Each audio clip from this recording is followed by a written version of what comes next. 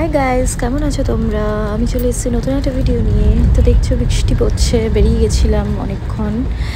তো আমরা যাচ্ছি এগেইন একটা ক্যাফেতে। তো সেই ক্যাফেটা হলো সল্টলেকে, যেটার নাম হচ্ছে টার্মিনাল 11 ক্যাফে।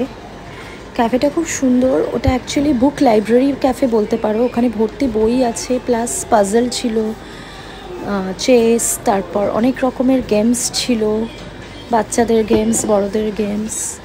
তো এখানে আমরা খেলাম হচ্ছে মজিতো, এবার আমার ফেভারিট, ভার্জিন মজিতো ছাড়া হয় না আমার। দেন খেলাম এটা চিকেন আর একটা সটে ভেজিটেবল করা একটা খাবার, একটা ফিশ, আর এটা একটা ফিশ, বাসা ফিশ। ওটার সাথে অ্যাকচুয়ালি খাবার খুব একটা ভালো ছিল না খেতে, কোয়ালিটি একদম ভালো খুব একটা ছিল না, আর মাছটা পুরানো ছিল, নষ্ট ছিল। সো খাবার কোয়ালিটির দিক থেকে একদম বিগ জিরো, বাট অ্যাম্বিয়েন্স খুব ভালো।